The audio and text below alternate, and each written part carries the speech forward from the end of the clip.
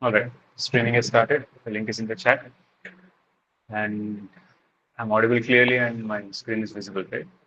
Yes, sir. Yes, sir. Yes, sir. All right, okay, let's get going. It's after the break, and hopefully everything before the break, you guys know. I'll just give a quick recap of what we had done. The first 2 weeks dealt with vectors and matrices. I'll not write down everything regarding that, but then in week 3, I think, we saw what a vector space was, which was a set along with two operations, addition and scalar multiplication. And these operations need to satisfy a set of rules. There are 8 of them total. And such a structure would be called a vector space. When the abstract vector spaces are used in different areas of mathematics, what will be the explicit examples that we'll be dealing with will be mostly Rn and subspaces of Rn. A subspace is just a subset of a vector space which is closed under both these operations. And the important thing about one of the important concepts regarding vector space is this linear dependence or independence. So a set, for now, I'll just take a finite set.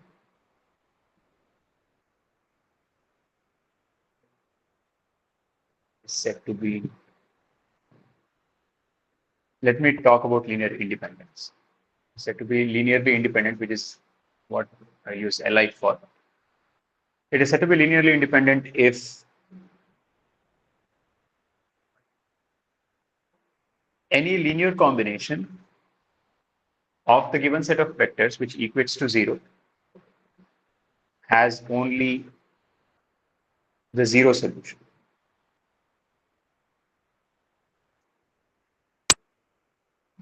Right?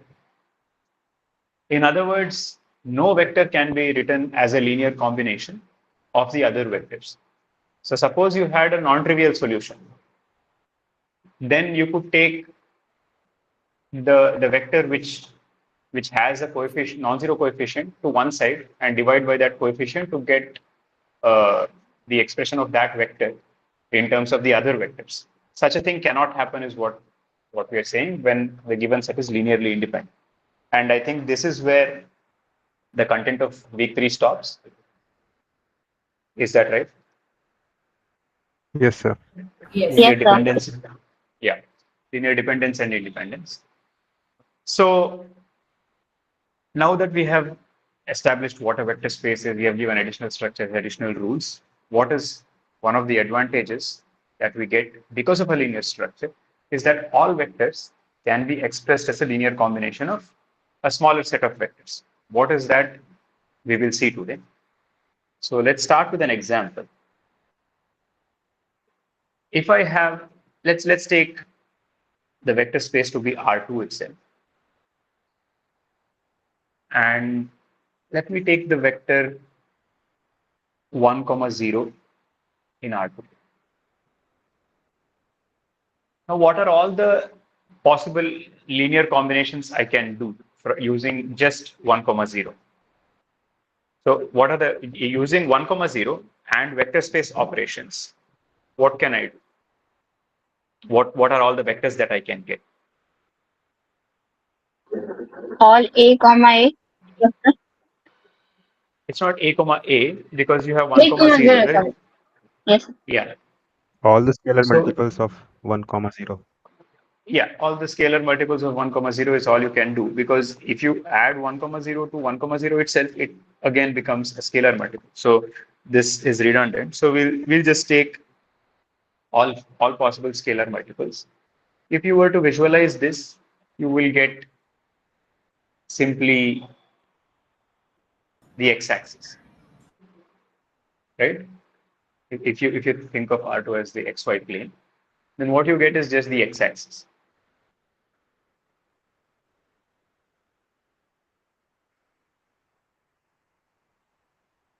All possible linear combinations. Once again, LC means linear combinations. Li is linear independence. These short forms I'll be using throughout. All possible linear combinations using 1 comma 0. Now we see that just using the vector space operations and a single vector, we got infinitely many vectors. But definitely it is not all of the vectors in the vector space, right? So how about we add something else to it? So let us take the set S, which comprises of 1, 0 and 0, 1. This is the easy sort of example. We'll take a non-trivial one as well later on. So what are all the possible vectors that you can get using these two vectors, scalars, and the vector space operations? Any vector in R2. Any vector in R2 should be possible, right? Yeah. So if A comma B is a vector in R2, how would I write this as scalar multiples and vector space operations, which essentially means all possible linear combinations of 1, 0, 0, 1? A multiplied by 1, 0 plus B multiplied by 0, 1. Plus B multiplied by 0. So let's make this observation that every vector in R2 can be written as a linear combination of 1, 0 and 0. Now this seems simple enough. And this is the sort of thing that we are going for. We want to express every element in a vector space as a linear combination of possibly finitely many vectors. Right? And instead of 1 comma 0 and 0 comma 1, what if I take 1 comma 0 and let's say 1 comma 1? Now So what this is is the any what vector is is possible in this also. sorry, could you repeat that? I didn't get it. Any vector can be in this space. Yeah, is Any everyone vector. Yeah, any vector in R2. okay? So let's try to express any vector as a linear combination of these two vectors. How would we do it? A times A V1 plus comma B 1, times V2. 1 is to B, 1 and 0, and B plus B multiplied 1, 1. But that won't work. No? What would this give me? This is not equal because here this will be equal to A plus B, B.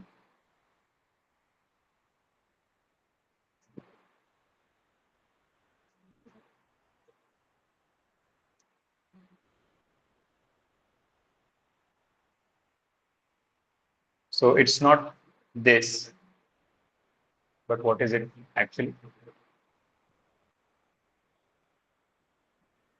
Let A us equals to say half n. Sorry, A comma. continue. Sorry. So suppose I want to find, let's say, x and y such that x times 1 comma 0 plus y times 1 comma 1 is A comma B. What would I get over here?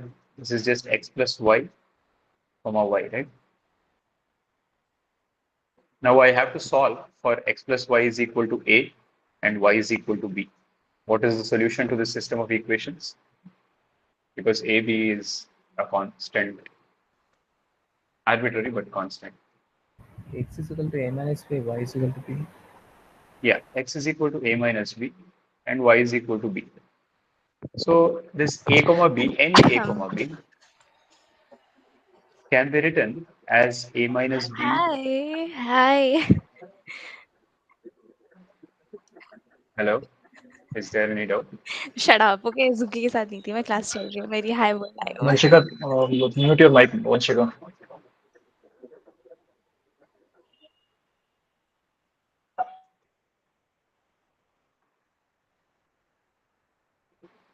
All right. So is this clear that any vector can be written as a linear combination of 1, comma 0 and sorry 1, comma 1 as well? Sir, I have a doubt. You Yeah. have written x plus y, comma y. So, what does that denote? So this is just simplifying this. So uh, everyone was saying that any vector can be expressed as a linear combination of 1, comma 0 and 1, comma 1 as well. But how do we justify that state? We have to take an arbitrary vector a, comma b and try to express it as a linear combination of 1, 0 and 1, 1. So I take variables x and y and try to solve for this equation. And this equation I get just by simplifying the first step. This is just x, comma 0 plus y, comma 1, which is x plus y, comma 1. Okay. And that reduces to this. That reduces to solving this system of equations. X plus y is a and y is b. Okay. Okay. And the solution to that is x is a minus b and y is b. And just as a verification, you can just check that this equation actually holds. Okay. So now that we have seen there are at least two sets which satisfy the properties that we are looking for, that every vector can be written as a linear combination of these vectors. So the next question is every two-element set, does every two-element set have this property? Let's say I take 1, comma 0 and some vector v0. Will this always have the required desired property? Will this, the desired property being I want to express every vector as a linear combination of these two.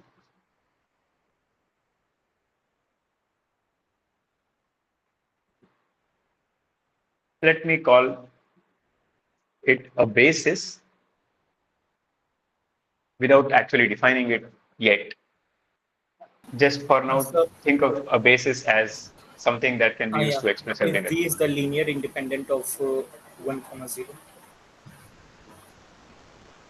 Yeah, in these two cases, it is clear that the second vector is linearly independent from the first vector. The two element set is a linearly independent set. Even in this case, it is. But what if I take 1, comma 0 and a linearly dependent vector, let's say 2, comma 0? Will this span No, then the it will not. whole plane? No, it will not span the whole output. Actually, Yeah, it will once span again, a span single is, line. yeah. Single line. What is the set of all possible linear combinations of these two things? It will be some C1 times 1, comma 0 plus C2 times 2, comma 0. If I simplify this, this will just be C1 plus 2 C2 times comma 0. This second coordinate will always be 0.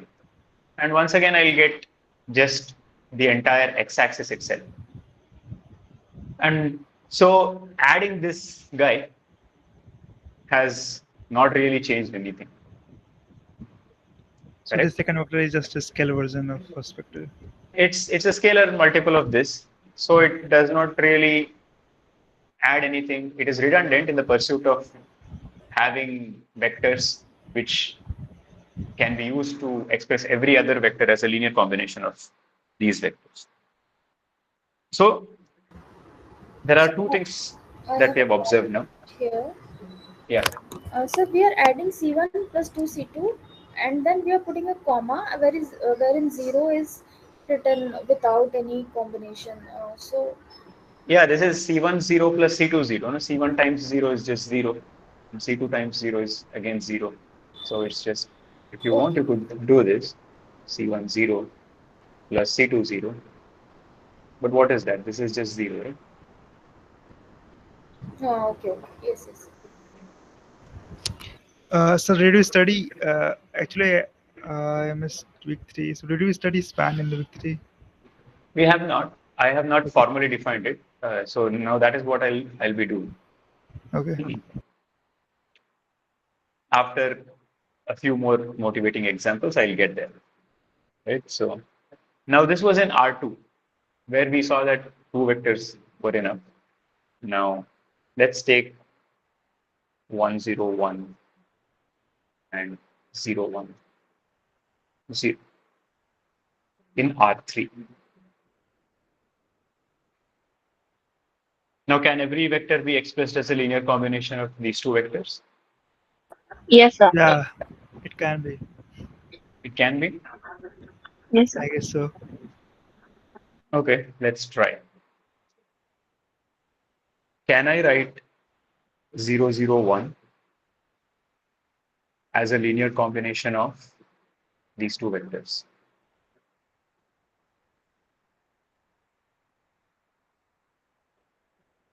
Is this possible? So, does there exist x and y such that this equation is satisfied? To do that, we will simplify to get x, y, x is equal to 0, 0, 1. What is this? What is the system of equations that I'm trying to solve in this case? It is x is equal to 0, y is equal to 0, and x is equal to 1. Is this a consistent system of equations? Does this have a solution? No, sir. So this does not have a solution, right? So because x is equal to 0 and x is equal to 1 has to be satisfied simultaneously, which is not possible. So no solutions. So what does that mean? It means that 0, 0, 1 is not a linear combination of 1, 0, 1 and 0, 1, 0. So even though over here it seemed like two vectors were enough, in this case it was not. So 2 is not some magic number, right? So if I want to get a set of vectors, let us include this itself. I know that 0, 0, 1 is not a linear combination of 1, 0, 1 and 0, 1, 0. So consider the set 1, 0, 1, 0, 1, 0 and 0, 0, 1. Now, is this enough to get all vectors in R3? Yes. No, sir. Let us see. Let ABC be any arbitrary element in R3. Now, I would want to write ABC as a linear combination of this, this, and this. 1, 0, 1, 0, 1, 0, and 0, 0, 1. If I simplify, what will I get?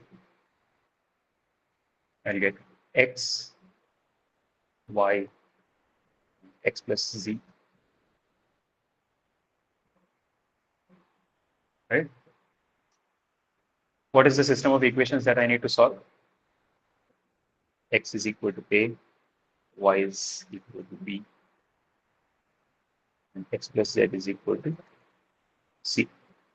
Does this system have a solution? Yes, sir. Yes, sir.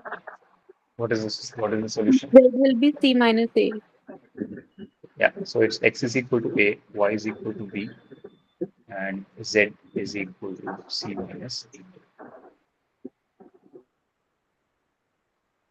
All right. That's fine. Okay. And you can see by verifying that ABC is A times 1, 0, 1 plus B times 0, 0 plus C minus A times 0, 0. You can verify that this is actually true. So we did get every vector in R3 as a linear combination of these three vectors. It was not possible with 2. it is possible with 3. But this still does not answer the question whether there exists a set of 2 vectors which actually give all vectors as a linear combination. So the answer is no. The answer to the question that do there exist 2 vectors which satisfy the property that they give all vectors when you take all possible linear combinations. I won't give the proof of that exactly, but think about what's happening over here. This is R3. Think of it as the XYZ plane. Right now, if I take any vector, in this case, I took 1, 0, 1, right? 1, 0, 1. If I take 1, 0, 1, imagine that this is in the XZ plane. This is 1, 0, 1. And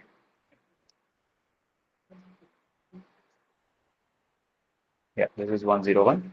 And the second vector was 0, 1, 0,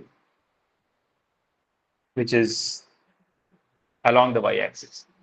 Now, if I take linear combinations of these, what do you think you'll get? So earlier in this case, we had seen that the linear combination of just a single vector gives you the x-axis. In general, if you take one vector and take all possible linear combinations, what is it that you get? You'll just get scalar multiples of that, right? So in R2, let's start with R2. In R2, a single vector, all possible linear combinations, gives you a line through the origin. But what about in R3? If you take a single vector and take all possible linear combinations, that still means all possible scalar multiples, correct? If you just take a single vector, then all possible linear combinations means all possible scalar multiples. And that will still be a line. If I take 1, 0, 1, and I take all possible linear combinations, I'll get vectors of the form A0A, where A is in R. But what is this? This is just the line spanned by this vector. I cannot draw very well the 3D figures over here, but just understand that this is the line which goes through that vector. Those are all the possible linear combinations that you can get. But upon the addition of another vector, which is 0, 1, I'll get A times 1, 0, 1 plus B times 0, 1, 0. So points of the form ABA. You'll get points of the form ABA.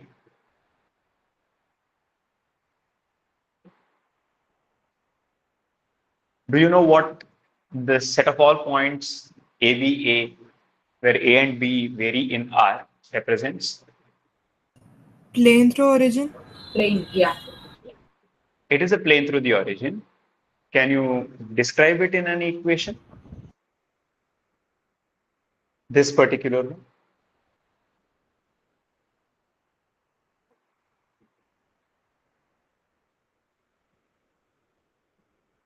So this will be just x is equal to z plane. And if it is possible for you to visualize, think about what will happen to the linear combination of these two vectors. There is a plane which contains these two vectors, right? 1, 0, 1 and 0, 0, 1, 0. These are contained in a unique plane. And any linear combination using whatever triangle or parallelogram law you know, if it is possible for you to visualize, you should, that any linear combination will again be in that plane. There is a unique plane which contains 1, 0, 1 and 0, 1, 0, and all linear combinations lie on that plane. So these two vectors, when you take all possible linear combinations, what you get is a plane. So if you want to get things outside the plane, you have to add another vector. But just like we did before, will adding any third vector be sufficient? I have a confusion. Yeah, So go ahead. in that plane, uh, there will be combination of these two vectors only. Like these two vectors exist. Like every vector will be combination of these two vectors in that plane. Any vector in that plane will be a combination of these two vectors. Yes. Okay. Got it. So what if you take this plane, what will any point look like? The only condition that you have is x is equal to z, right? So you can write it as x, y, x instead of x, y, z. And what this I can rewrite as x times 101 plus y times 010, which is a linear combination of 101 and 010, Okay. right? Yeah, I got it. Yeah. But any point other than that cannot be represented as a linear combination of these two vectors. So if I take 101, 010 and add any third vector, will it be enough? Yeah, it will be enough. Can I take any third vector? What if I take 111?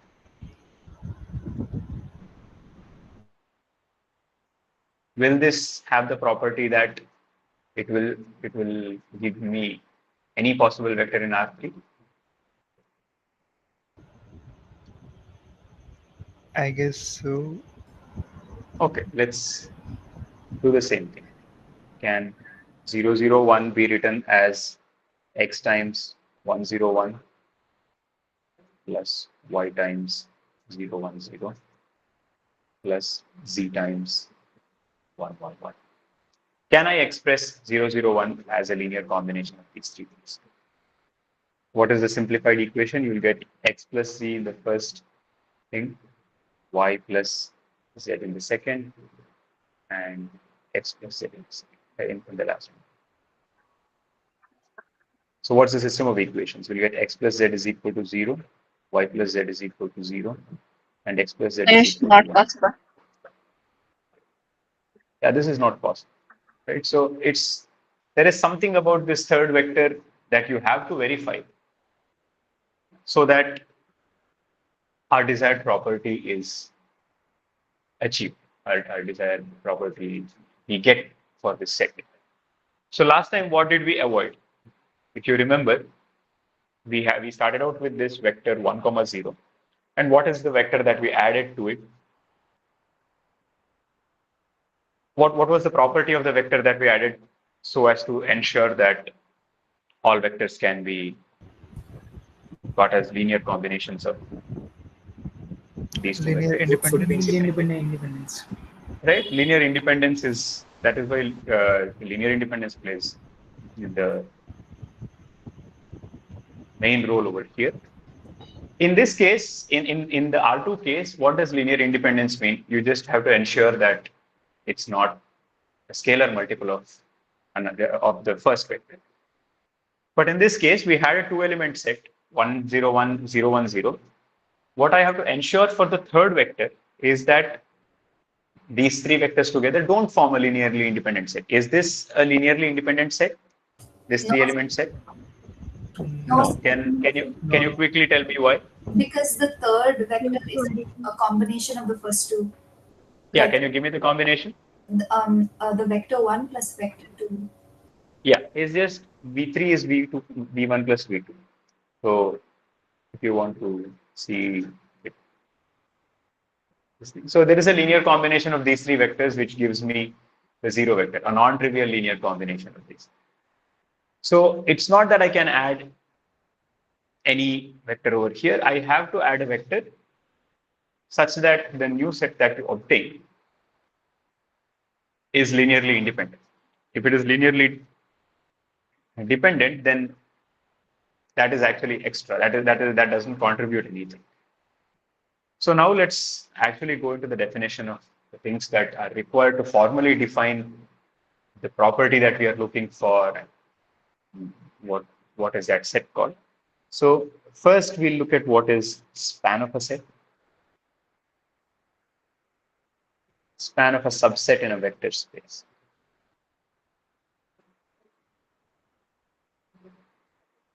in a vector space is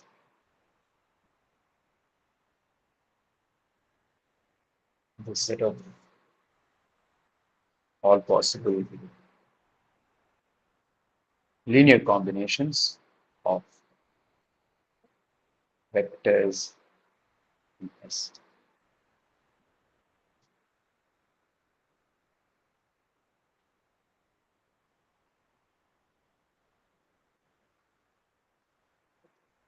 This is understood. This is, you always take finite linear combinations, but just I'll write that for clarity.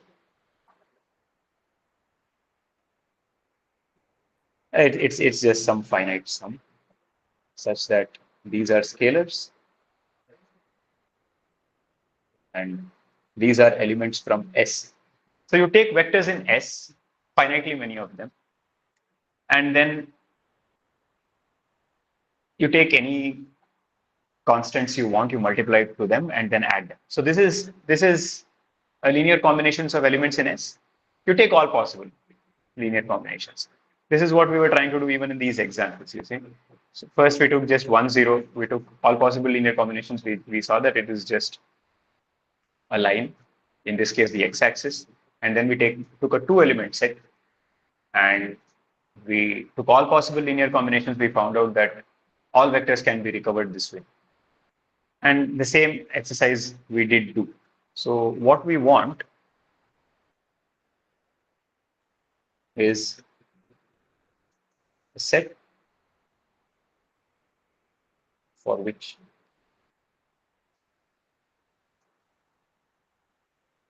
so okay, sorry, this is not S, this is span.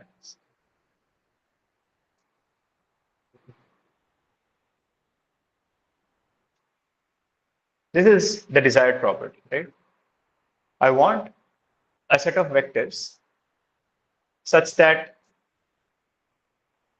its span is equal to the given vector space. So I call such a set a spanning set, unsurprisingly.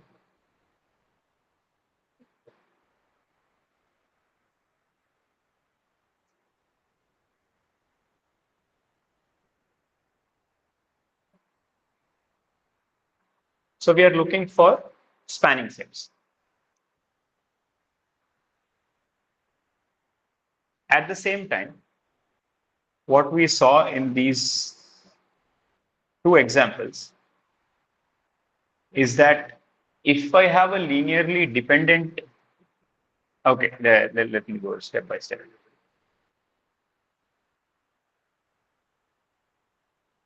If I have a spanning set,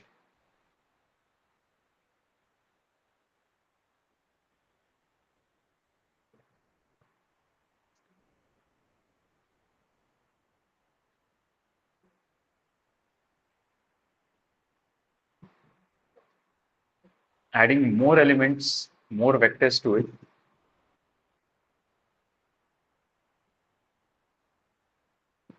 will still give spanning sets.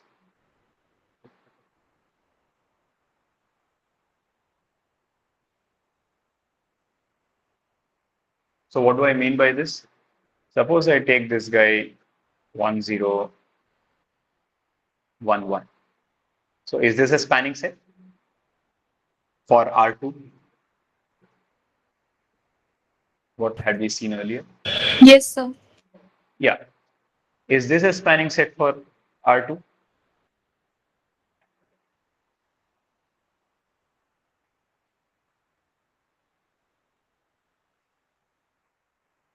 No, sir. No.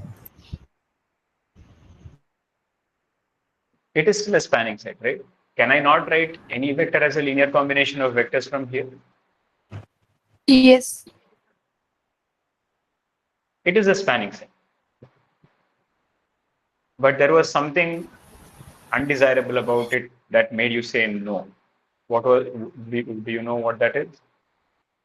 Vector should not vector should not be a linear combination of other two vectors within a set. Yeah, if I have more vectors If I have, say, a linearly dependent set, I can achieve the spanning property by having fewer vectors. At the end of the day, what is the thing? We want to achieve the spanning property in the most efficient fashion. Most efficient in this context means as few vectors as possible. So this So, is still a spanning set. so I just have a question. So Yeah, the vectors only need to be independent for the basis, right? Not for spanning necessarily.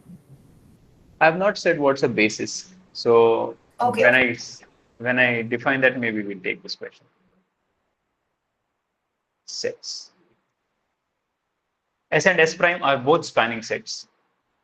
So both of these do the job, but which one does it better in some sense?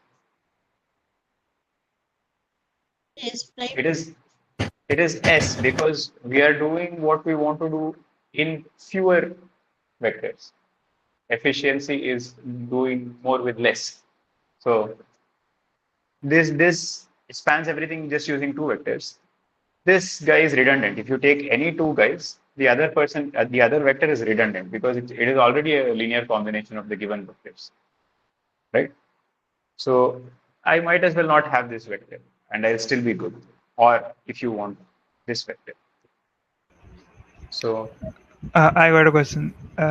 yeah, Can there be any linearly dependent vector in a spanning set? yes, right. This is a spanning set. So linear dependence does not make it not spanning. So there can be. Yeah, there can be. Let's now to drive home to give more clarity. I'll take the following examples in R3. So let V is R3, S1 is, But do you need them?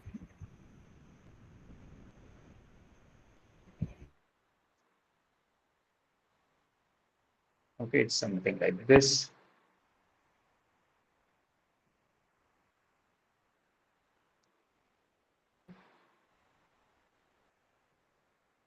Let's say our example that we had already done, 0, 1, 0.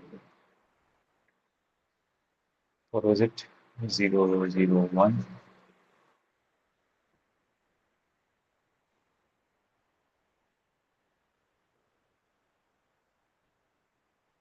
Then let's take the other thing that we used was 1, 1, 1.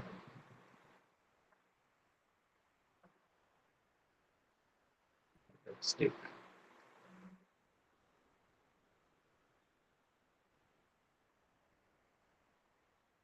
this. So consider these four sets. Now, what is this set S1? Is S1 a spanning set? What do you think? No.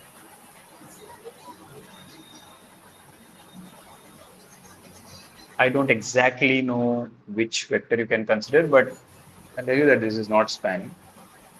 Yeah, because the number of vectors are less than its dimension. Well, we have not talked about dimension, so I don't want to use that terminology. Okay. For now, not spanning would mean that I have to give you a vector which cannot be written as a linear combination of these two vectors. Maybe 0, 0, 1 itself. Yeah, probably 0, 0, 1 itself will work. Not spanning, but it is linearly independent. So how do you check whether a two-element set is linearly independent or not?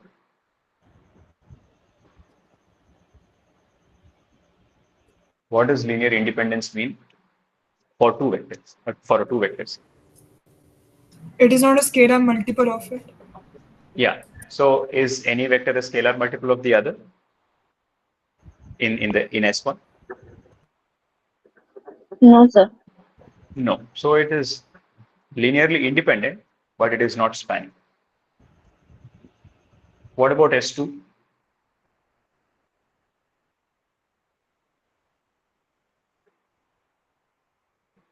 what had we seen earlier? Is this spanning or not spanning? It is Yes, spanning. sir. It is Yes, spanning, sir. right? We had found a solution to any arbitrary ABC to be expressed as a linear combination of this. Is it linearly independent or dependent? Linearly dependent, sir. No, How, independent, how, sir. Independent. how do you Independent. check whether a set of three vectors in R3 Independent. is independent or dependent? Their linear combinations are not equal to 0. Yeah, but for three vectors in R3 or in general n vectors in Rn, there is an easier or more straightforward way. You have to find the So determinant. is it the determinant of the three vectors? Yeah, Yeah. determinant is a 1-way. So if you take this is an upper triangular matrix. What is the determinant of an upper triangular matrix? Product of the diagonals. In this case, it is 1, right? Yes, sir. So the determinant is non-zero, so it's linearly independent. So it is spanning and linearly independent.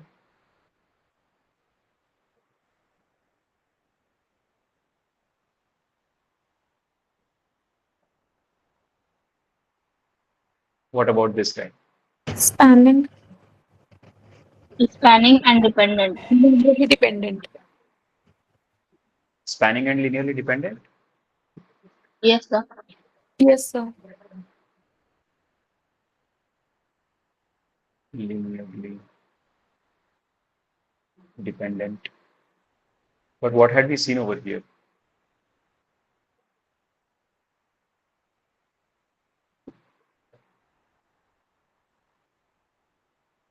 Does this have a solution? No, sir. No, sir. Can 0, 0, 1 be expressed as a linear combination of these three vectors? No, sir. So is this spanning? No, sir.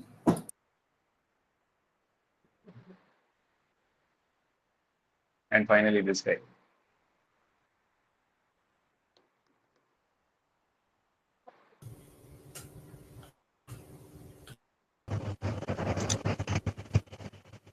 Anyone?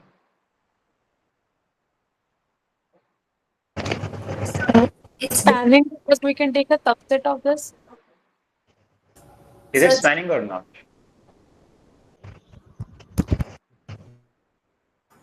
Yes. no.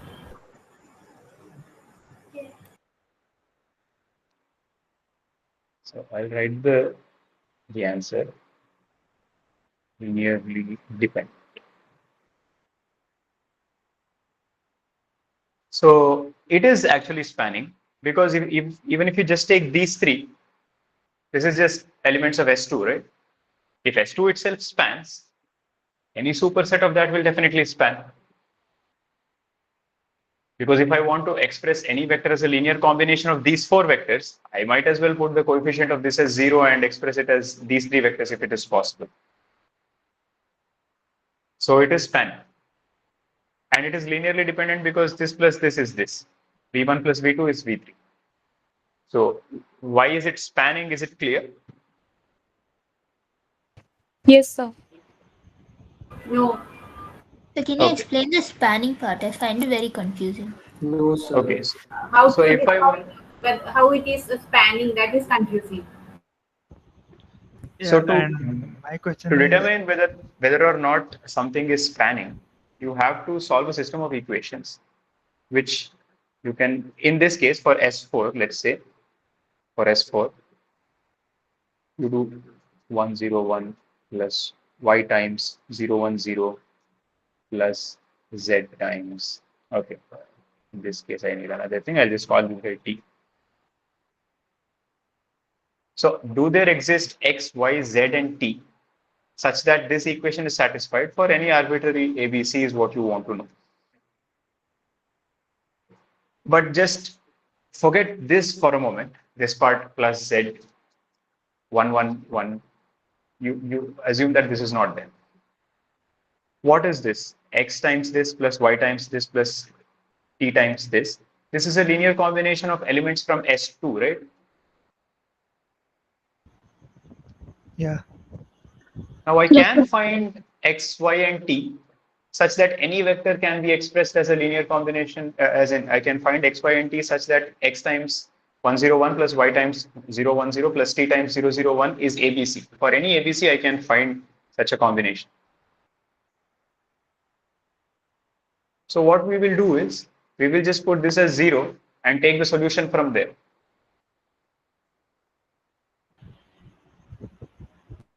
Is it clear what I'm doing? At the same time, S3, the three vectors are not spanning because they don't have a solution, right? They don't have a solution for all possible vectors. You need this to happen for all possible vectors. So this xyz, sorry, xyt from S2, I'll just write it this way and let me go back to S3. This 001 is equal to x times 101 plus y times 010 plus z times 111 does not have a solution.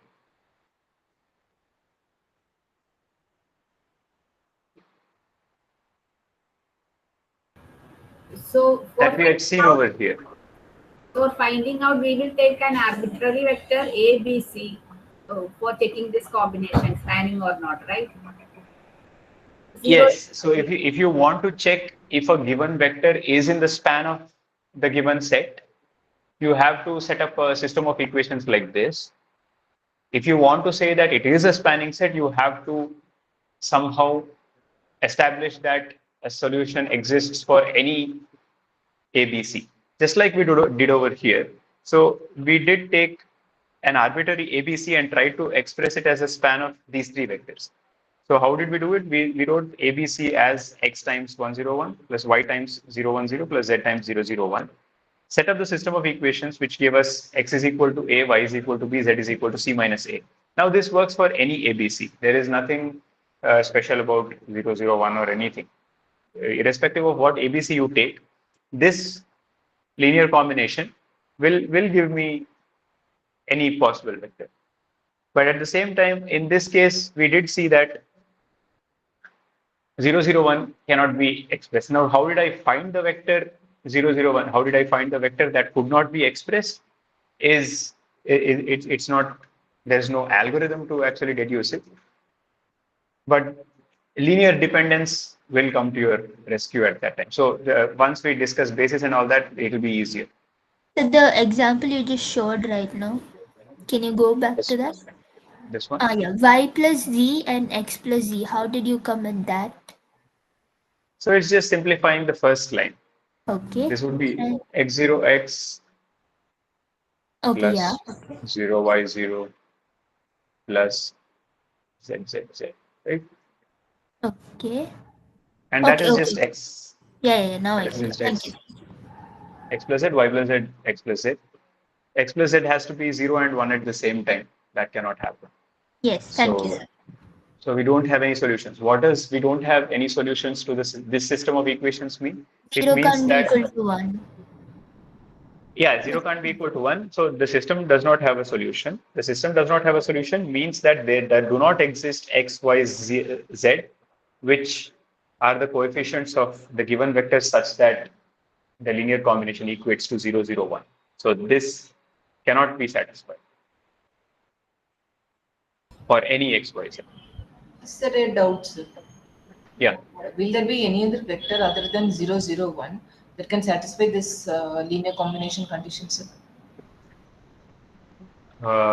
Is there any vector other than 0, 0, 1 such that it cannot be expressed as a linear combination of these three? So, okay, the answer is that any vector which is not of the form x, y, x No, I was asking whether any other vector can be expressed as a linear combination. can be expressed as a linear combination. Yes. It can be 1 to 1. It can be any vector of the form x, y, x.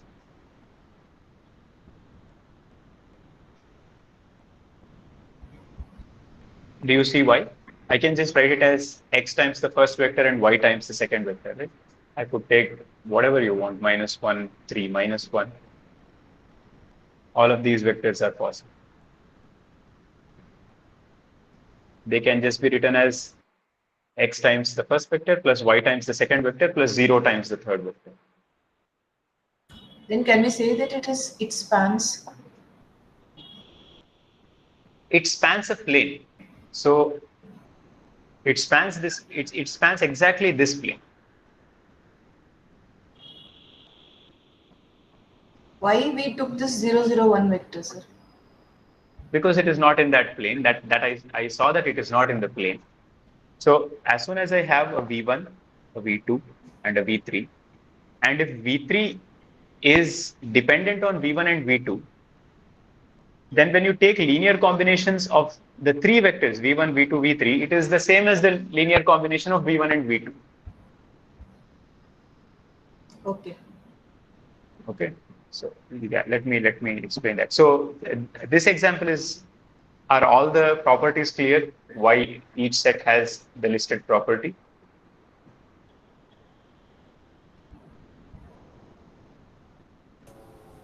So the fourth one is spanning because it's an extension of S2. One of the proofs of showing why it is spanning is you can just reduce it, because we proved it for S2 and this is a superset of S2. But you can just set up this system of equations and solve it explicitly also if you want. So if I write, So sorry, yeah, go ahead. isn't S4 also like an expansion of S3? It is, but S3 itself was not spanning. No, if you add vectors, not spanning can become spanning. Okay, so it can become span if there is a... Yeah, okay. that's how that was what we were doing from the beginning, right? If you took a vector, you added another vector to it, try to make it spanning. By adding more and more vectors, you will possibly get the spanning property at some point. The result is that you always do infinite number of steps. But the intuitive idea is that you keep adding vectors until you can get all possible vectors as linear combinations. But with the understanding that adding linearly dependent vectors doesn't really add anything. So now suppose I have a set of vectors v1, v2, vn. This is my S. Suppose vn plus 1 belongs to span of S. Then span of,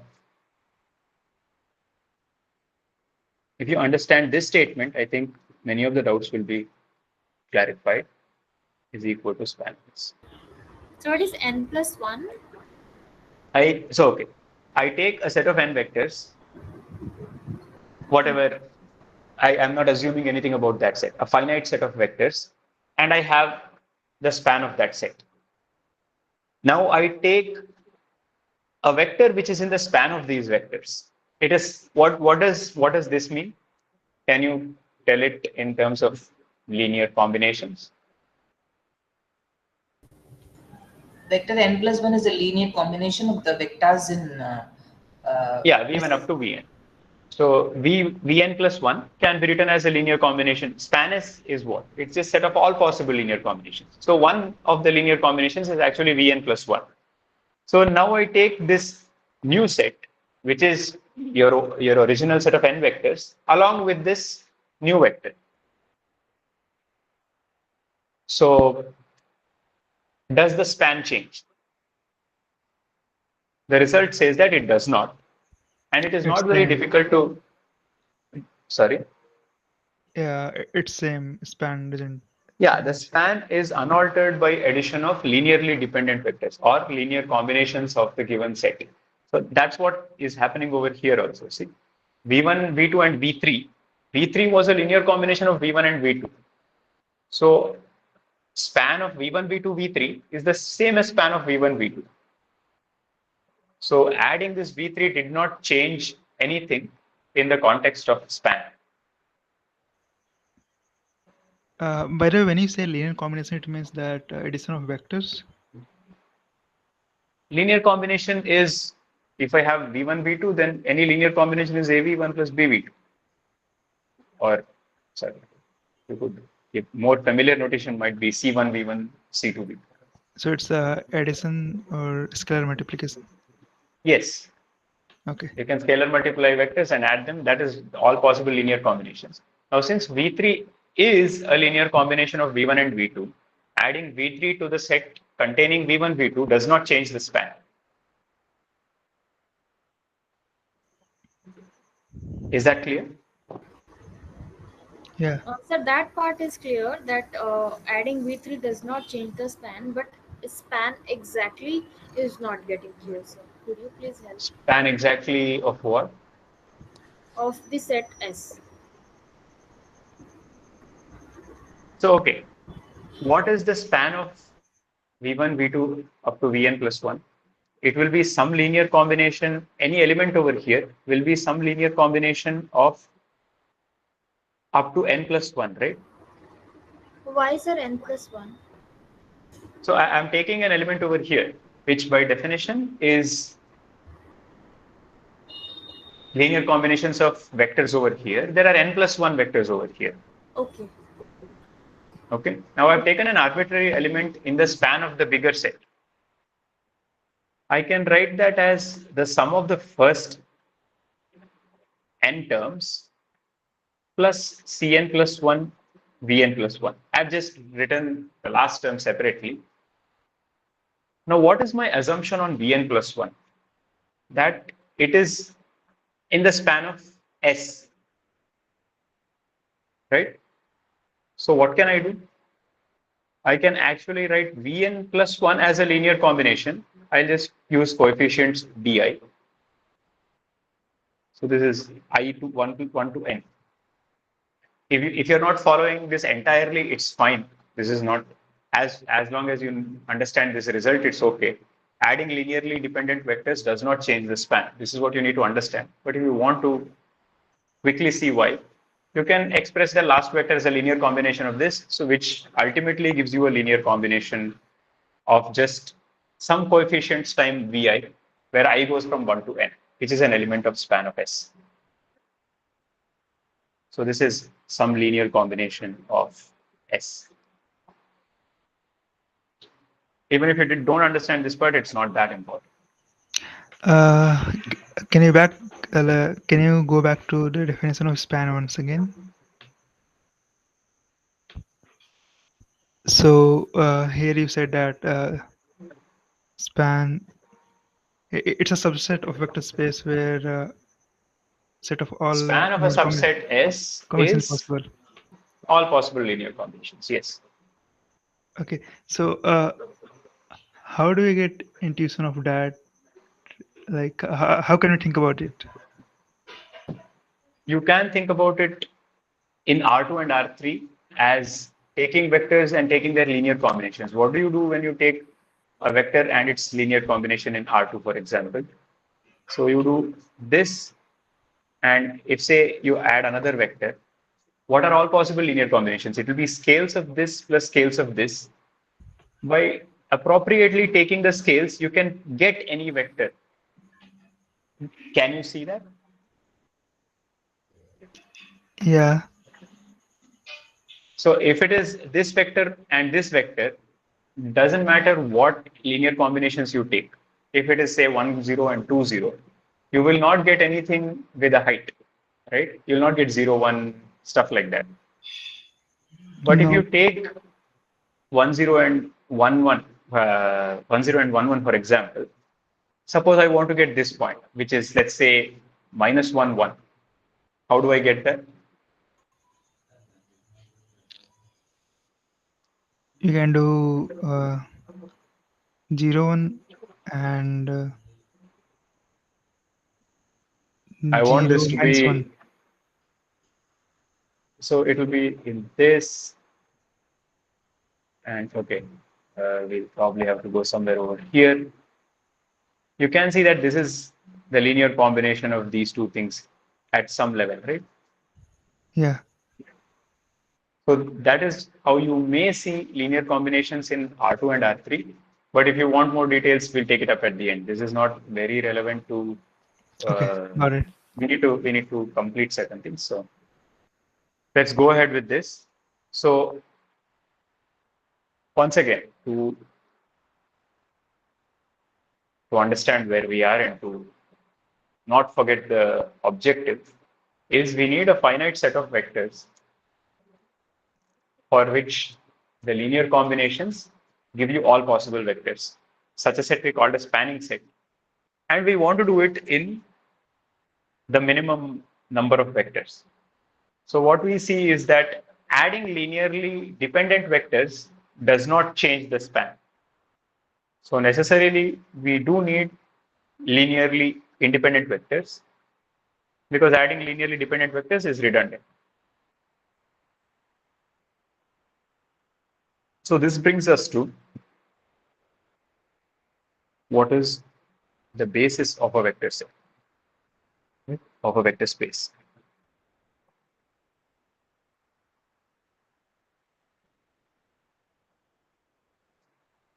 A set S, let's just call it B since it is the basis in a vector space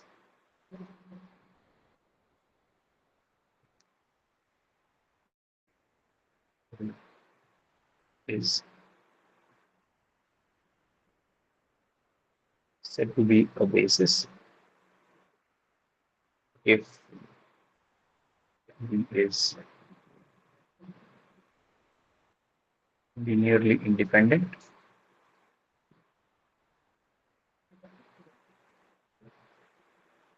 and span. So it seems like these two are desirable properties, right? You want spanning, but you also have seen that if you have linearly dependent vectors, a set which is linearly dependent and spanning, you can remove one of the vectors. Why can you remove one of the vectors? Because one of the vectors will be a linear combination of the other vectors, right? So the span can be attained with fewer vectors. So together we ask that the set is both linearly independent and spanning. These seem to be the right set of desirable properties for a set to have. So among these four, which is a basis? S2. S2 is a basis because it is spanning and linearly independent. So S1 is not spanning, so I won't get all possible vectors using vectors just from S1. Same thing for S3. 0, 0, 1 is not there in the span of S3. So S3 is not the desirable set. So let's say What about if you know any linearly independent from a spanning set where there is all linearly independent vectors, but there is one dependent one. So if you remove it, can it be basis? Yeah, that is one of the things that we'll discuss next. Okay. But now let's focus on S4. S4 does satisfy the spanning property, but it is linearly dependent. So what do? Can we slash out one vector and keep the spanning property intact? Yes, like we can slash the Yes, 1, sir. 1, 1, right? Yeah, 1, 1, 1 can be. Yes. Yeah. So if I remove 1, 1, 1, this will become a basis. Yes, sir. Right? Yes. Now, basis seems to be the important thing when we are describing vector spaces. Certain subsets which have these properties are useful, as you will see when we talk about linear transformations. This is later in future weeks. There will be topics which are easily expressed in terms of basis. But even before that, you do see that this does simplify things, right? Every vector can be written as a linear combination of a finite set of vectors. This is a nice thing to have. You can, whatever data points you have, if you know that this is arranged in a linear fashion, then you can represent it with fewer numbers. So that is always a good thing to have. So that is why bases are important. Now, over here in S4, can every vector in R3 be expressed? This is the same question being asked again as a linear combination of vectors in S4.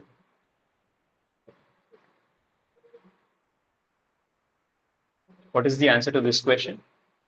Yes, sir. Yes, it can be. Yes, right? Yes. That is what, why is that so? Because it is already spanning, sir. Yes, it is a spanning set. So that is true. How can I express 1, 1, 1 as a linear combination of vectors in S4? V1 plus V2, vector V1 and plus V2. Yeah, V1 We plus could write V2 it plus as, V4. Oh, we don't need V4. We just need V1 and V2. 1 times V1 plus 1 times V2 plus 0 times V3 plus 0 times V4. This works? Yes, sir.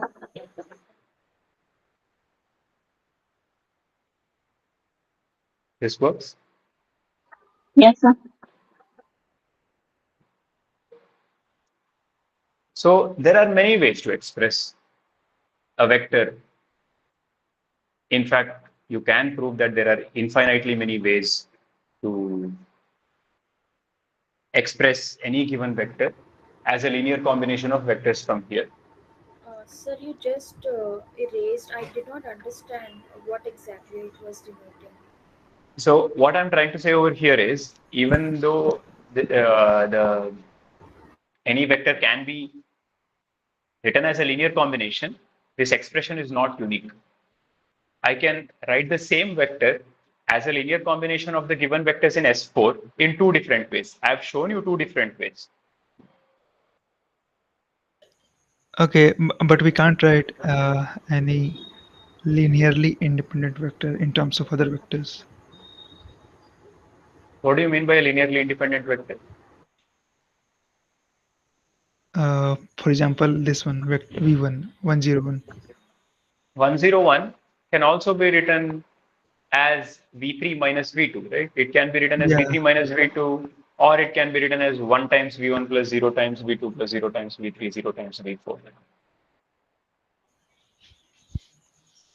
okay, so in a vector space, every vector can be written as some combination of other vectors. Yeah, if there is a spanning set, Okay. it has the property that, okay, do you want this? Maybe I should leave this over here. Yeah.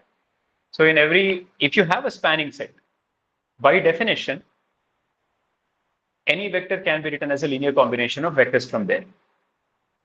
That's fine, right?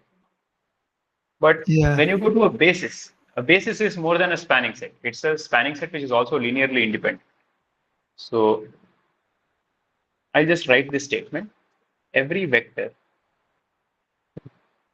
can be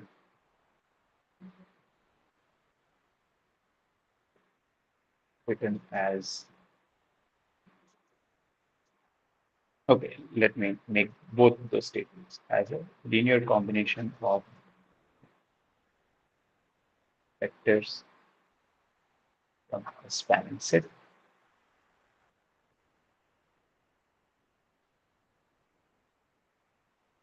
This need not be unique. What do I mean by this? This means the linear combination, the coefficients of the vectors, they need not be unique. If B is a basis,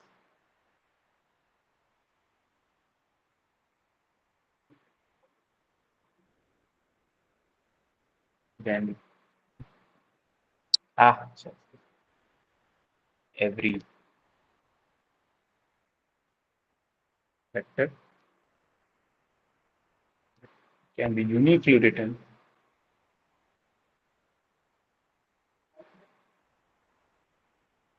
as a uniquely as a linear combination of vectors.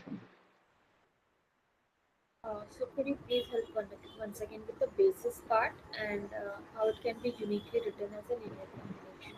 Right.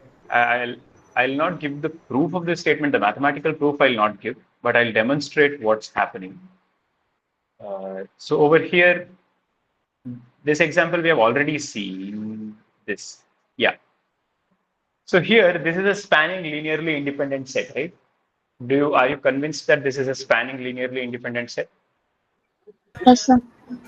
Yes. This is S2. So it is spanning because we have solved this system of equations for any ABC. And it is linearly independent because the determinant of that matrix is 1. So this is a basis. Now, if I take an ABC, what are the possible solutions for the coefficient? Sir, one doubt before that. Sir, we have written x comma y comma x plus z. So I am not Yes. understanding here. If we have written x and y as a separate variable, then how we are writing x plus z? This is just x0x plus 0y0 plus 0, 0, z. This is just pointwise addition of the. Yeah. So z is a single entity. Then why we are writing x plus z? So here this is the first vector is 101, right? So you will have you'll get an x also. We are not using 100, 010, and 001. In that case, it would have been just x0 plus 0y0 plus 00z. In this case, our set is slightly non-trivial. The first element of our spanning set, in this case a basis, is 101. So when I multiply that with x, I'll get an x0x. That is correct. So when the third component of that is x, the third component of your third vector is z, so you'll get an x plus z in the third coordinate. Okay. Got it. Right? So yeah, where were we? While we tried to solve this for an arbitrary ABC, what is the solution that you get? The solution that you get is, as long as you know what ABC is, you don't have any choice for x, y, z, right?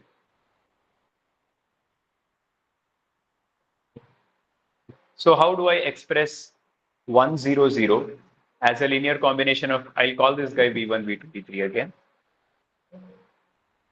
So so here we have done it for the general case ABC. If I want to do it for 100, what do you think is the linear combination of V1, V2, V3 that will give me 100? V1 minus V3.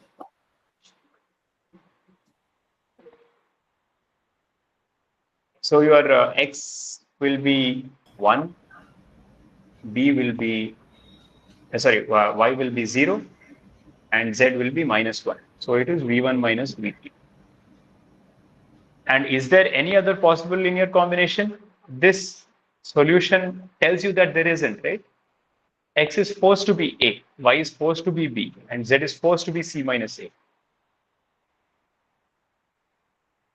At least in this specific example, is it clear why there is a unique solution to possible linear combinations? Yes, sir. So this is what happens in general also.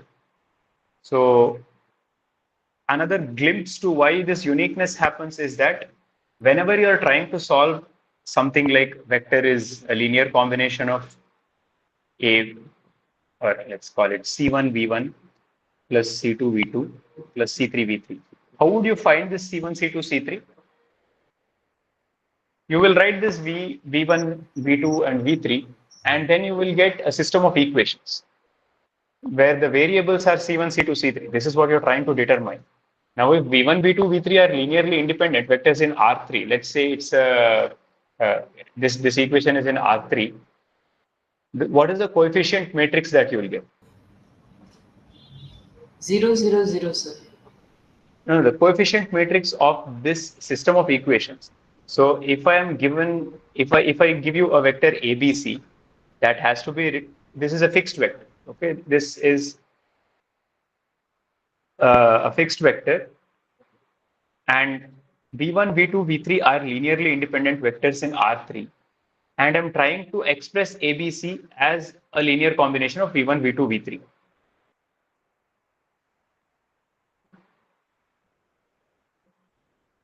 So do you see that it boils down to solving a system of linear equations for the variables C1, C2, C3? Or is it too confusing? Sir, it is a bit confusing. It's a bit confusing. Okay. Maybe let's take particular examples itself. So now if I take 1, 0, minus 2, something that we have not seen so far, using the same set, that S2 that we had written, I want to write it as a linear combination of the vectors in our basis were these three vectors, right?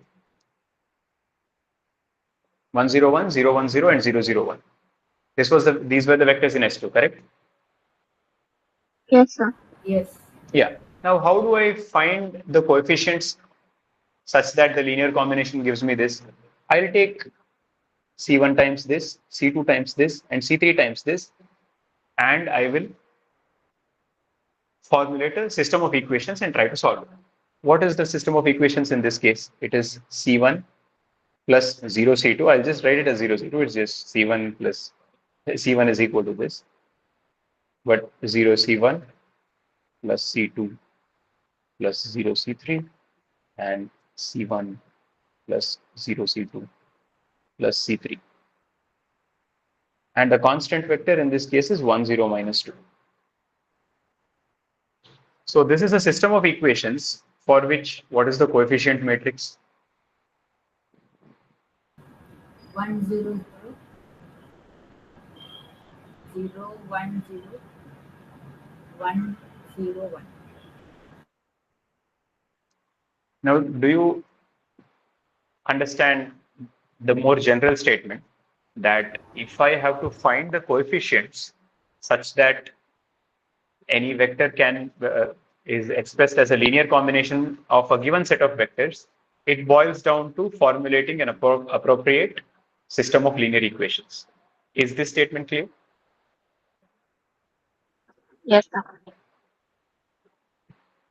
Just like in this case, in some places you might have more vectors, maybe not in R3, R4, whatever Rn dimension. As long as we are inside Rn, if I have to find the expression of or the coefficients for which the given vector can be expressed as a linear combination of some set of vectors, what it comes down to is solving a system of linear equations. And in this case, the coefficient matrix, do you observe that the coefficient matrix, what is the first column in this coefficient matrix? 1, 0, 1. 1, 0, 1. And that is the first vector in my set. Yes. This is V2, this is V3, and this is not a special thing. This is what will always happen. If I want to write a particular vector V0 as summation Ci Vi, where Vi is given, it is some. Now I'm going to go to symbols. I just want to explain the general situation. What this would boil down to is a system of linear equations for which the coefficient matrix will have columns given by the vectors Vi. Is that statement fine? Yes. Once again, you can write Vi as, Vi1, Vi2, Vi3. You just for now take it at face value that without proof, we are not going to see the proof of all of these things because then it becomes too much symbolic jargon. But yeah, the statement is that if I have to find the Ci such that this equation is satisfied, then it will be some Ax equal to that B will be V naught, and this A will have columns Vi. So now, what is when it is linearly independent? What happens? What happens to a matrix whose columns are linearly independent vectors? So they all have pivots. Well, in terms of determinant, can you say if I have linearly independent vectors? Non-zero. It will be a non-zero determinant matrix. If it's a non-zero determinant matrix, how would you solve the solution? Solve the system of equations? Kramer's rule. You could do Kramer's rule. You could do the inverse. But what is the nature of the system solution of the system of equations? Unique solution. Yeah. So what you will get is x is equal to, or in this case, C1, C2, C3. C1, C2, C3 is just this A inverse V naught. Right, V naught being 1, 0, minus 2 in this specific case, but in general you will have that. Now in this example, you have 3 vectors in R3, so you will have a square matrix. But if not, you will have maybe a rectangular matrix. But at least in this case, do you see why the solution is unique? The set of coefficients is unique if you have these 3 vectors and you have a non-invertible matrix because of linear independence. So what is the difference between a spanning set and a spanning linearly independent, a spanning set and a basis? It is just linear independence. And this linear independence will give you invertibility of the coefficient matrix after, I'm skipping a few steps there. But then it gives linear independence, and that gives you the unique solution. Is that fine? Yes, sir. Sir, a doubt, sir. Yeah. Why these vectors cannot be represented as rows? Why are you representing as columns? You could do it as rows as well. It's the same thing. The system of equations that you get will be the same, right? Okay. I just wrote it. A column is the standard convention, but for writing it is easier to do it in rows because you can write it in one line. You might as well do rows, but you'll still be equating 1 to C1 plus 02 plus 0C3 itself. The system of equations that you get does not depend on whether you write it as rows or columns. Okay. Yeah. So that's that. So one more advantage of having a basis is that every vector can be written uniquely as a linear combination from of vectors from B. So this can be written is also from spanning, and this uniqueness follows from linear independence. Okay, this is not a precise statement, but I'm just saying where the properties come from. So every vector can be written as a linear combination is, in other words, spanning. A vector can be uniquely represented is coming from linear independence. All right.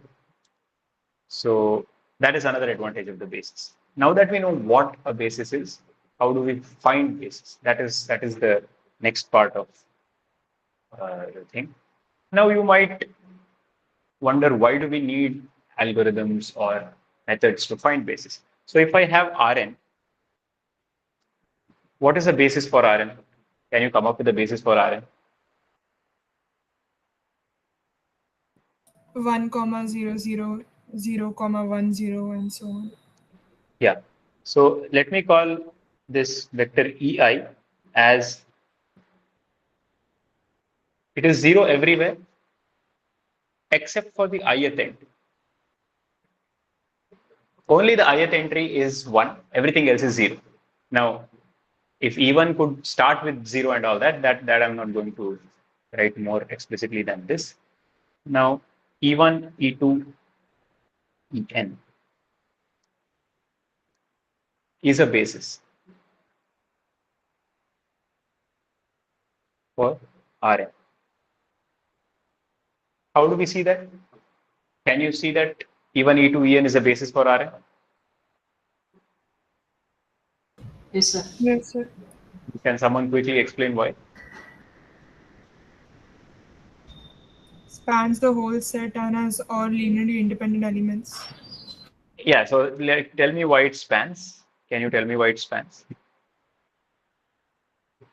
It will cover all the possible combinations that we can make to cover the Yeah, R. okay. What is an arbitrary element in Rn? I can write it as x1, x2, xn, right? It could be any x1, x2, xn. How do I write this as a linear combination of E1, E2, En? Multiplied with a scalar and addition added with the rest of the elements like that.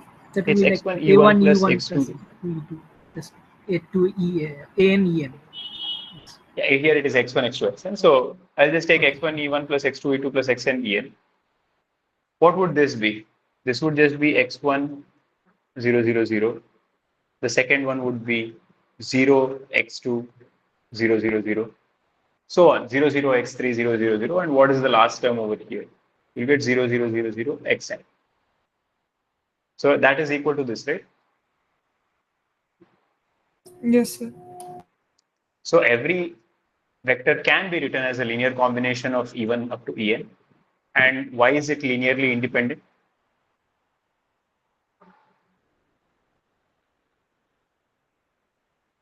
We have n vectors in Rn. How do we check for linear independence? One vector cannot be written as a product or any linear combination of other vectors. N vectors in Rn, there is an easier way, there's a more straightforward way. Unique solution. You guys are missing something we have already done.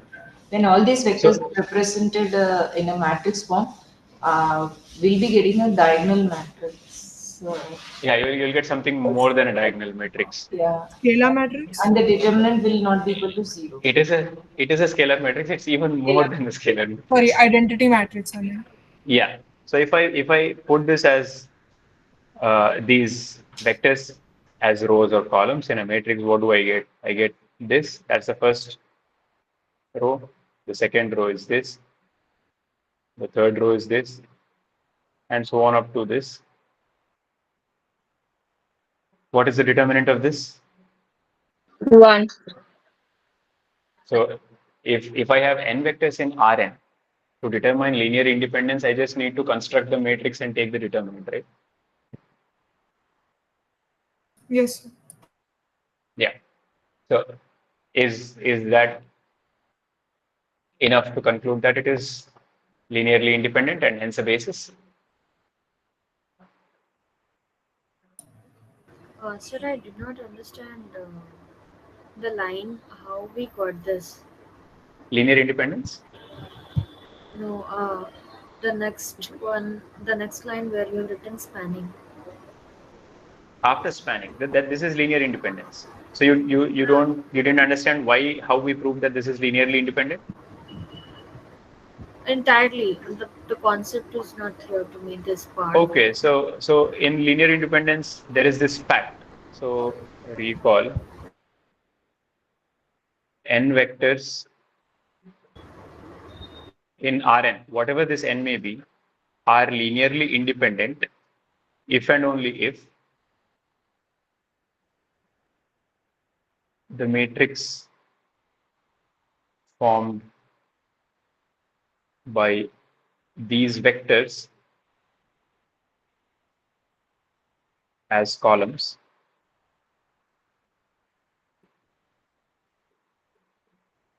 has determinant not equal to 0.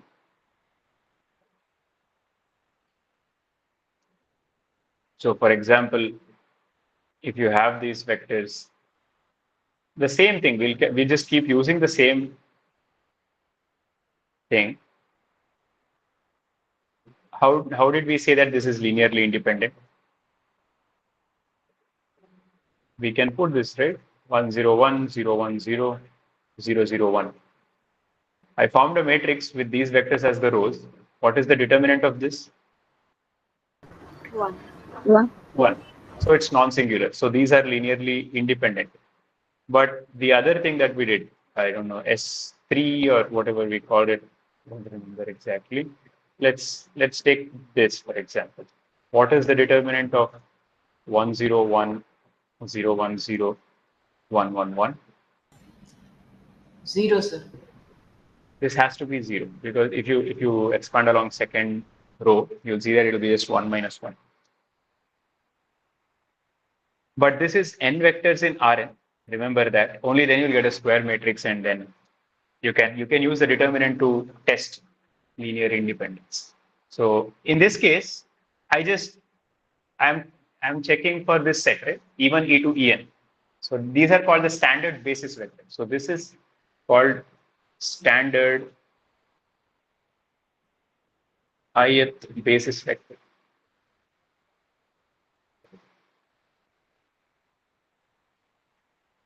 This is also called standard basis.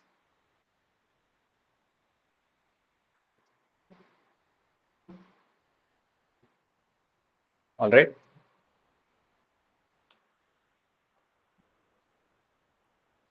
Now, is this clear? Everything clear? Why is it spanning? Why is it linearly independent? So it's linearly independent plus spanning, so it's a basis. Yes, sir. So this can be done for every Rn.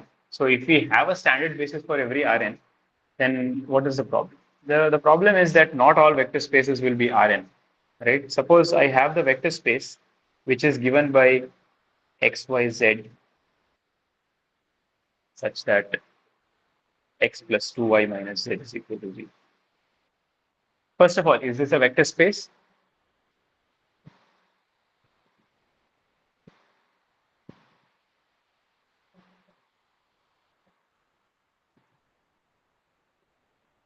You have studied subspaces, right? Yes, sir, it's a vector space. Can you quickly tell me why? Should have a 0 entry, 0 vector. For a subspace, you don't explicitly need to check, but okay, in this case, it is an observation supporting the statement. Yes. So if you want to say that some subset of, so this is a subset of R3, right?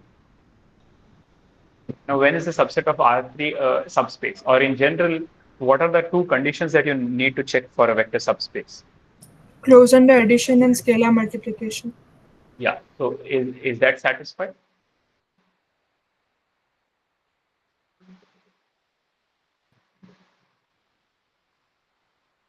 So if I have two solutions, well, you can check that it is. In fact, if you have a homogeneous system of equations, that always the solution set is always a vector space. All of this is from previous week's content. The solutions x tilde such that ax x tilde equal to 0 is a vector space. Now, what is a basis for this?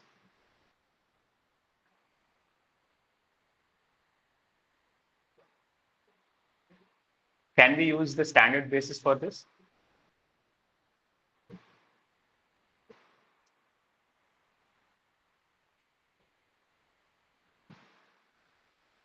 So what if we do? What if we use the standard basis?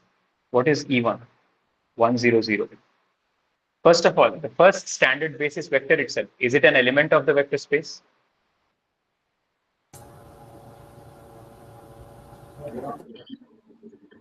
Yes or no? Yes, sir.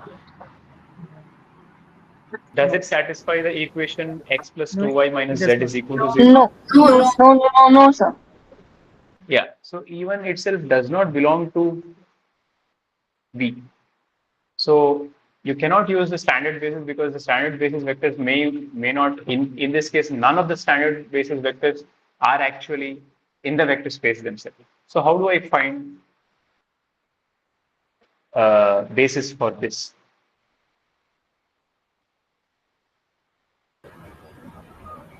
So there are two methods that are described. Let's take first one. So this is called addition method.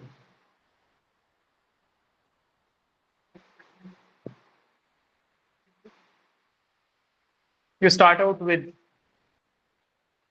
empty set. So, okay, there is one comment that is kind of out of place. Span of the empty set is,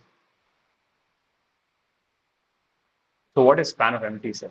It is like linear combinations of nothing. So that this, you can take as a convention that span of the empty set is the vector space, the trivial vector space, which contains only the zero vector.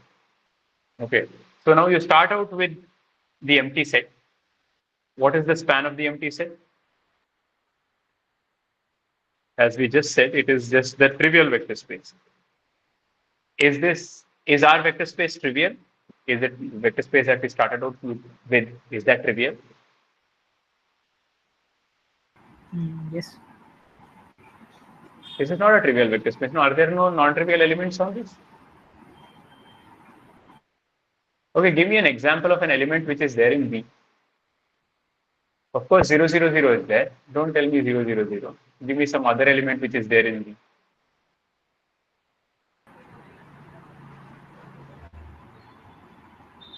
So 0, 1, 2, that's possible. 0, 1, 2 is possible, yes. 0, 1, 2 is an element in the vector space. So this is not a trivial vector space, no. This is not a vector space with only zero vector. No, yes, you'll have other vectors possible. Yeah, so to the empty set, you add an element which is not there. So now, so this was, let's call this S0. Next you take S1, which is 0, 1, 2. What is the span of S1?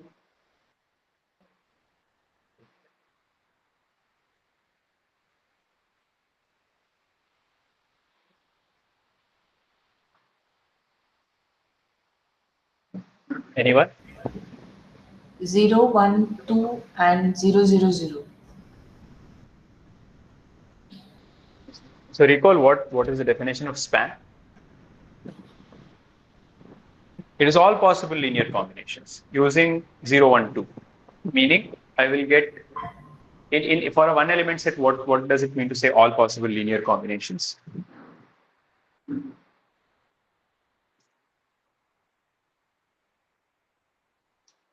This is the first thing that we started out with in the session. We took this one element set and looked at all possible linear combinations, and we said that that is a line, right? Scalar multiple. Yeah, all scalar multiples. So all scalar multiples of this look like what? 0, C, 2C, as I vary C in R. Is this clear? Yes.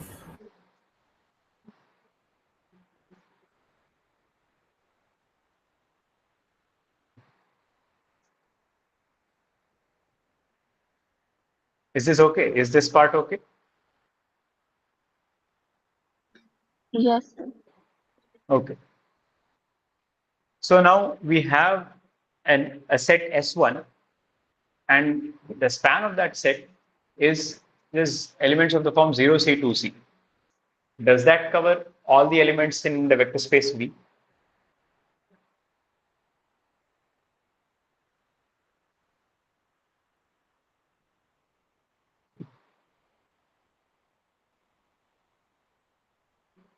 Can you think of some other element in the vector space? Just look at the equation x plus 2y minus z is equal to 0. Does the first vector always need to be 0? No, sir, we can have 1, 0, 1. You can have 1, 0, 1. So let's do that. There's 1, 0, 1 also. So you look at S1, look at the span of S1, and see if there are things which are outside the span of this. In this case, it turns out that that is true. And 1, 0.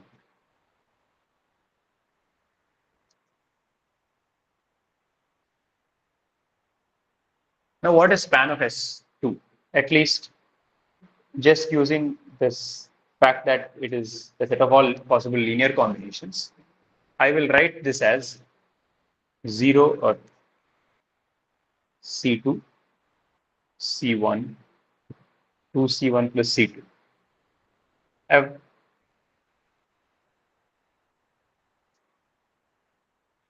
done a bit of skipping of steps. Do you see why these are the set of all points? That is why, sir, I'm not understanding how we arrived at this point. Yeah, okay. So what is span of S2? It is a set of all possible linear combinations. So I take C1 times 0, 1, 2 plus C2 times 1, 0.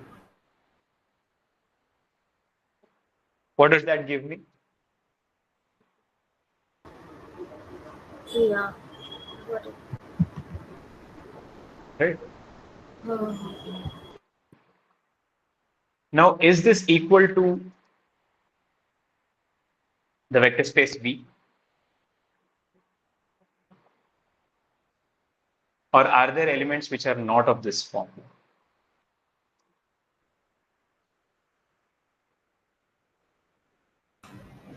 There could be, sir. There could be, let's see. Now, any element has to satisfy this condition, right? X plus 2y minus z is equal to 0. Yes. So what is z equal to? X plus 2y. X plus 2y. So an element in the set, if x, y, z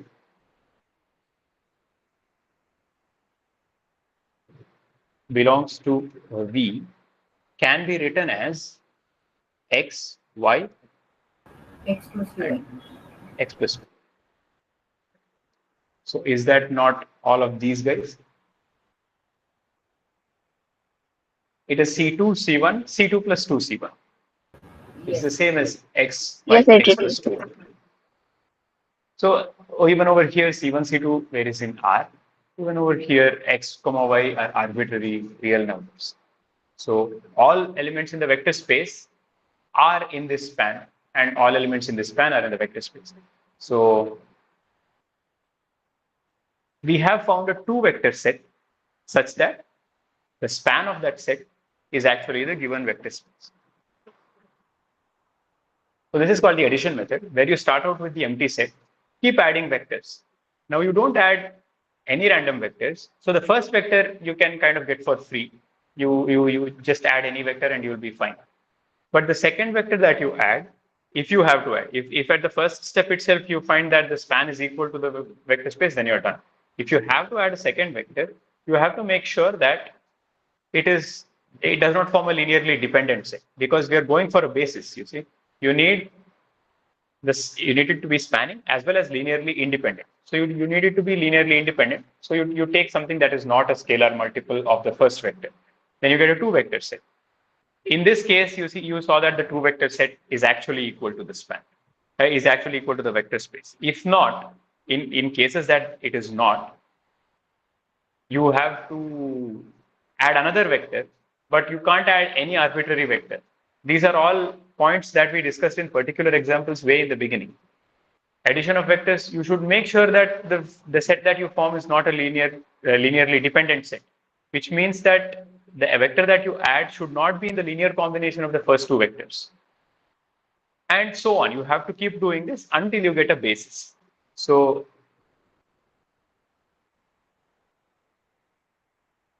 repeat until, so repeat what? Repeat this procedure in the general case until you get a basis.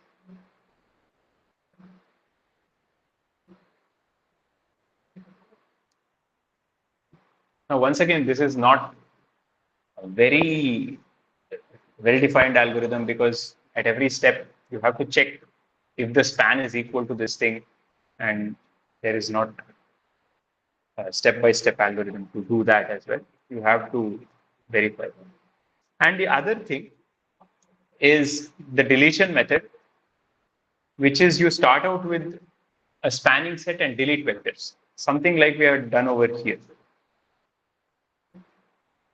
So for example, over here, you know that this is spanning. but you know that it is not a basis, which means that there are extra elements.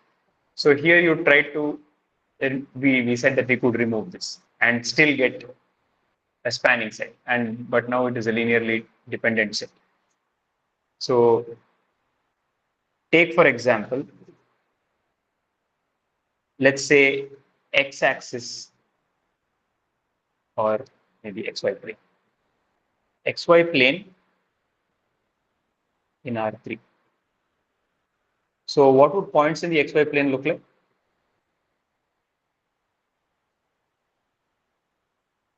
One comma 0. That is a particular point. The general point looks like XYZ.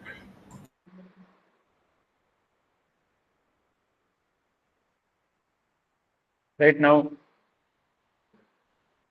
I know that I can have 1, 0, 0. I can have 1, 1, 0. And I can have, let's say, 2, 1, 0.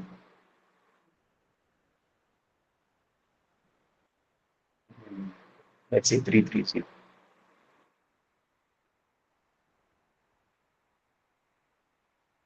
You can verify that this is a spanning set. You can take it as an exercise. Now, how many elements do I need to remove? What element can I start out with? Immediately, what do you see? 330 can be removed. Yeah, 330 can be removed. Why? Because it is a linear combination of 110. Yeah, so I remove this. I get 100, 110.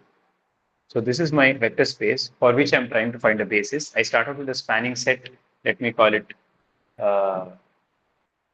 S, and then let's take S1.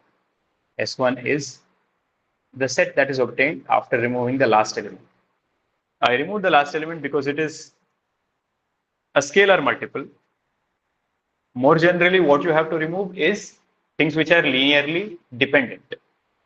Some things, in this case, it was very obvious that it is linearly dependent, but otherwise you have to verify that it's a linearly dependent set. Otherwise, a thing which can be written as a linear combination of the others. So B3 is also is linearly dependent, right? V1 yeah, plus okay. V2. Yeah, we are getting there. So this is linearly dependent. We remove this and we got S1. Now, is this It is also linearly dependent, sir. Yeah. This is also linearly dependent because V3 is V1 plus V2. So since V3 can be written as linear combination of these two things, we remove that as well and get S2, which is 100, 1000. Now, what about this? Is this linearly dependent? No, sir. So this is linearly independent and this remains spanning. You can check that also. So the two methods to do it is, I'll remove this because sort of is incorrect. So the first method is add vectors. I'll just write linearly independent in the bracket. Add linearly independent vectors, meaning the addition of the vectors should not make it linearly dependent. Add vectors to get a spanning set. Since you are making sure at every stage that you are not adding linearly dependent vectors, you will get a spanning linearly independent set. And this is an example of deleting vectors, deleting linearly dependent vectors from a span.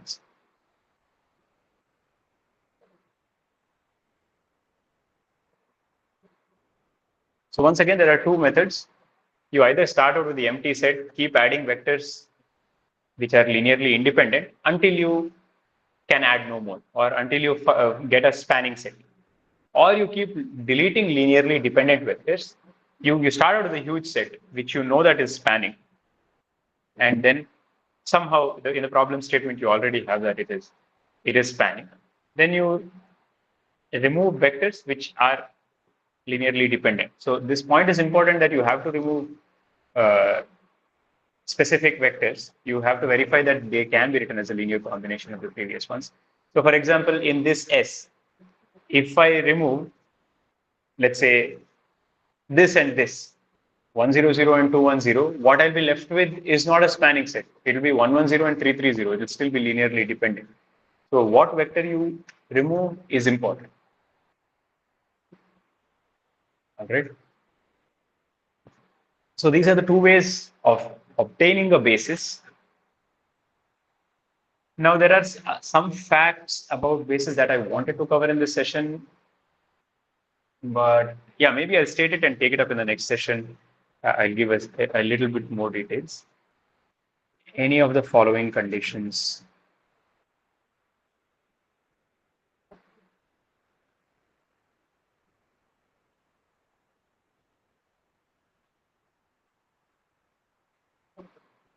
imply or are equivalent.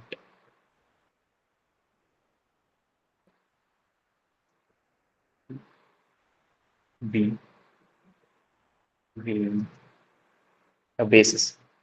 I won't write let V be a vector space, B be a subset of the vector space every time. So there are three conditions that you can use to check if a given set is a basis. One is, of course, B is spanning and linearly independent. This was the definition.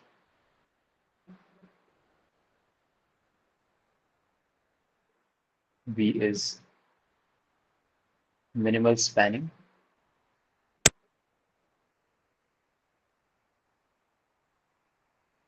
Or B is maximal linearly independent. What is minimal spanning and maximal linearly independent? I'll explain in more detail in the next session. But for now, just take this statement that if I have a set which is spanning and removing any element makes it not spanning. Sorry, minimal means, yeah, removing any element makes it not spanning, then it is called minimal span.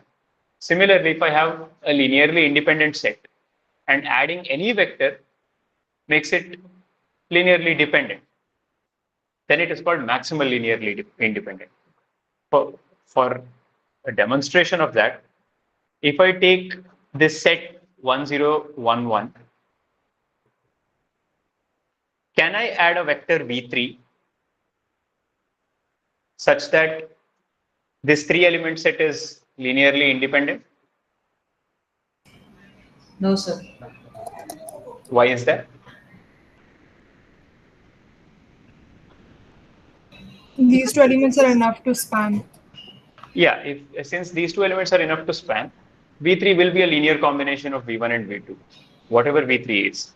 So this 3-element set has to be linearly dependent. So irrespective of what v3 is, there is no choice of v3 such that this 3-element set is linearly independent. But this is linearly independent, right? Yes, this sir. 2-element set is linearly independent. And it is maximal linearly independent. Because if I add any element that fails to be linearly independent anymore, it is forced to become linearly dependent upon the addition of one more element. If I just take a 1-element set in R2, this is linearly independent by definition, but this is not maximal linearly independent because I can add another element. I can add anything, right? I can add not anything, but I can add infinitely many things to retain the linear independence property of the set. So 10 is not maximal linearly independent, but this is maximal linearly independent. So this is one more way of checking if something is a basis. If it is linearly independent and maximal in that sense. Maximal in that sense meaning addition of any one more element will destroy its linear independence property. There is no choice which retains the linear independence property, then it is a basis. Similarly, for spanning, it is the other way. So if you have a spanning set and there is no smaller spanning set, then it is called minimal spanning. For example, going back to our S1, S2, S3, S4, S4 is not minimal spanning. Right? It is spanning, but there is a smaller set which is spanning, which is in this case explicitly given by S2. S2 is a subset, a proper subset of S4, which is spanning. Therefore, S4 is not minimal spanning. So S4 is not a basis. So if you can show that something is spanning and minimal in that sense, that is also equivalent to saying that it is a basis. So it turns out that the desirable properties, while being spanning and linearly independent, they can be formulated purely using spanning and linear independence by specifying that they are the best that you can do. In terms of spanning, you want minimality. In terms of linear independence, you want maximality. So just using those individually, spanning property and linear independence property individually, you can conclude that something is a basis. Once again, all of these things theoretically, once you understand, or even before you completely understand it, take up problems, try to solve them. Only when you try to solve the problems, you'll actually understand the theory better. And that's where we'll stop, and we'll continue on Thursday. So you have deleted the linearly dependent vectors from the spanning set, the previous one. Yes.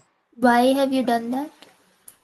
So that is another way of that is one more way of arriving at a basis. These Okay. two. In the first part of I get the thing, we said what bases are and why they are important and all that, and Is then that we why you've done described it? two methods to get a basis. Yeah. Okay, I've got it. Yeah, thank you. So as soon as it is linearly dependent, it is not a basis, right? It is by definition not a basis. You want linear independence. So you have to delete. Yeah, so you have to remove elements which are linearly dependent. And if you infinite number of steps, you will get to a point where it is linearly independent, and that also happens to be where you get the basis. Okay. All right. If there are no doubts, we'll wrap up. But if there are doubts, please, speak up. Thank you, sir.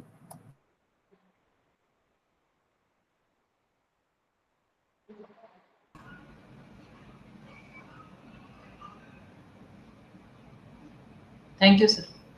Thank you, sir.